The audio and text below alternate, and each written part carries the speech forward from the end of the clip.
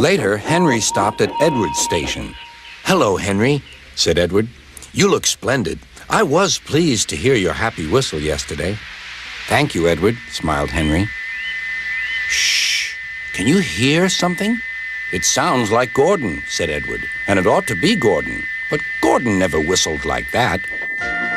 It was Gordon. He came rushing down the hill at a tremendous rate. He didn't look at Henry, and he didn't look at Edward. He screamed straight through the station and disappeared.